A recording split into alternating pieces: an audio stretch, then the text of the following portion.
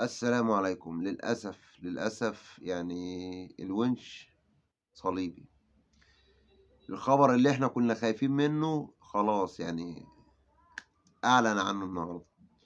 إصابة الونش بقطع جزئي في الرباط الصليبي، ودي الإصابة التالتة اللي أنا كنت خايف منها، وقُلت يا رب ما تبقاش التالتة.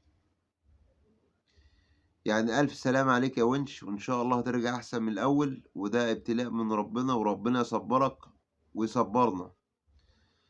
وإن شاء الله هترجع أحسن من الأول. والكابتن حسين لبيب أمر بسفر الونش لألمانيا عشان يعمل العملية هناك، ويرجع إن شاء الله على خير، يبدأ فترة التأهيل والإعداد وإن شاء الله المدة ما تطولش المرة دي عشان ده قطع جزئي وترجع للملاعب بسرعة.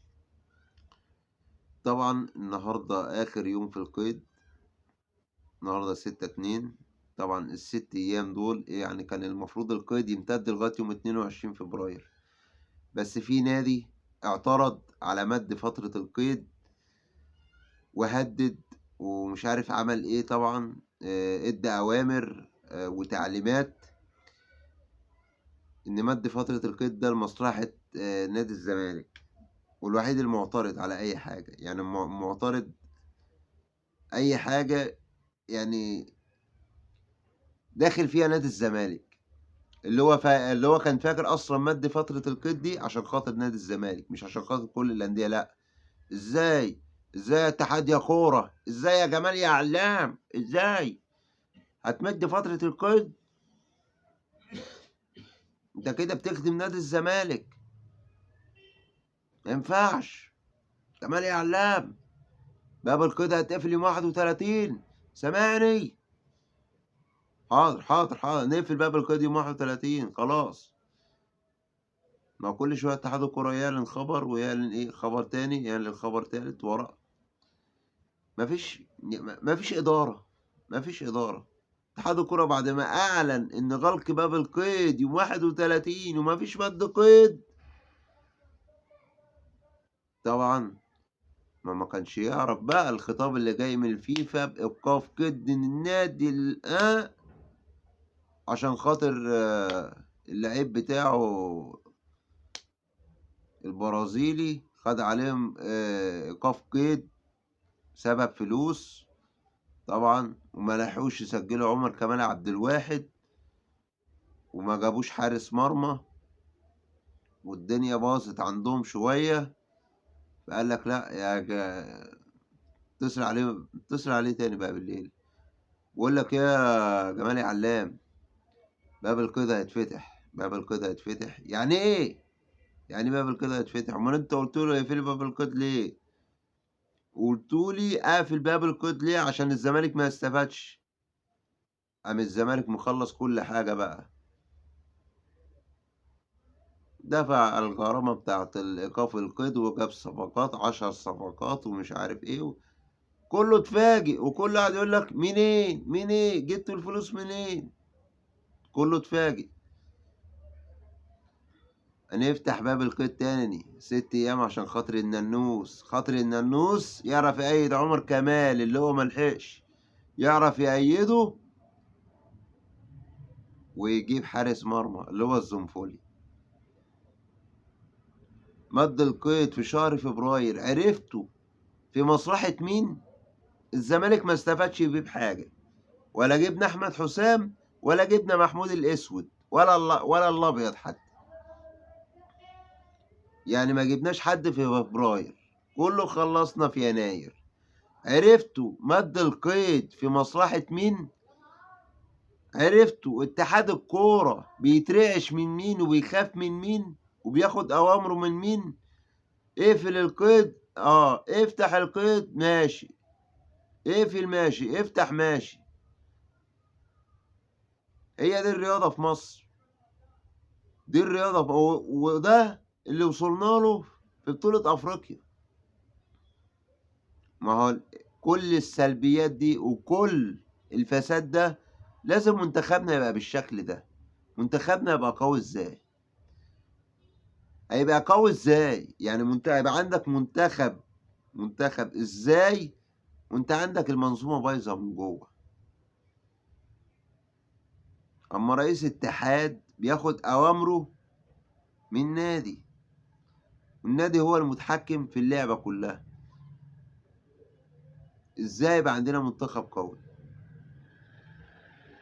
اهو مشي فيتوريا، ونازلين سلخ في حازم امام، ودابحين حازم امام، كأن حازم امام ده عمل كل ده وجاب فيتوريا والعقد والفلوس اللي بياخدها فيتوريا من ورا اتحاد الكورة. ما كانوش يعرفوا عنها حاجة.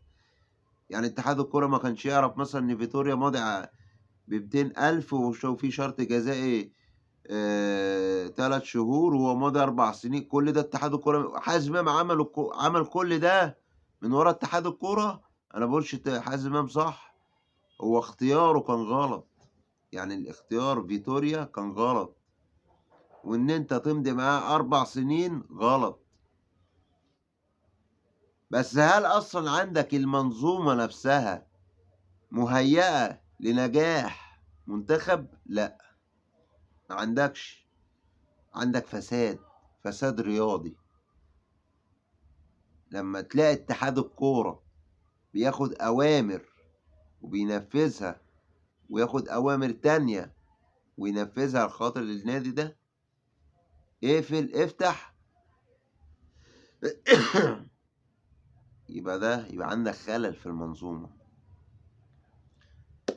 بمناسبة رحيل فيتوريا، أخيرا اللي احنا كنا عايزينه، الكابتن حسام حسن مديرا فنيا لمنتخب مصر.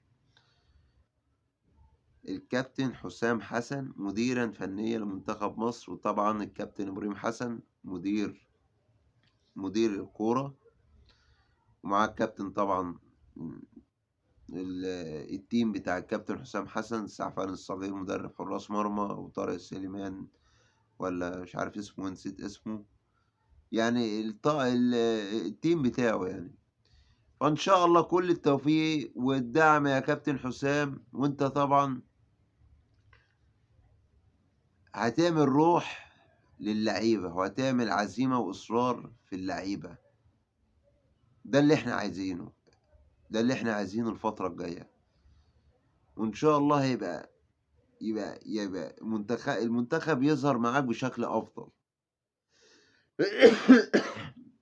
عفوا. إن شاء الله المنتخب يظهر معاك بشكل أفضل وأحسن،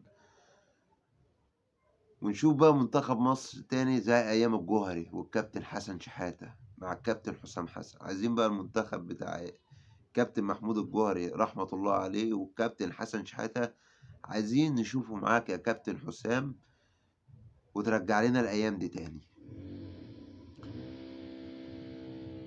كل التوفيق والدعم لنادي الزمالك والمنتخب مصر إن شاء الله في الفترة الجاية، ومع الكابتن حسام حسن.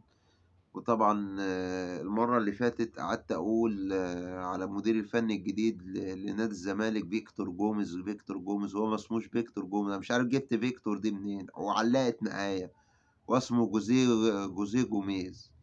مش عارف هي كانت معلقة معايا فيكتور ليه دي. فإن شاء الله يا رب يا كابتن جوزيه تبقى زي جوزيه اللي كان عند النادي الأهلي، وتعمل حاجة كده زي اللي عملها جوزيه مع النادي الأهلي. بس مش عارف يعني، أصل الجوزيه بتاع الأهلي كان، انتوا عارفين طبعا النادي الأهلي طبعا. فهل يا ترى جوزيه جوميز هيبقى زي مانويل جوزيه مع الأهلي؟ هل يا ترى اللي كان عند النادي الأهلي هيبقى في نادي الزمالك؟ لا طبعا، ما ينفعش. مش هينفع، لأن نادي الزمالك بيكسب بمجهوده وبعرقه،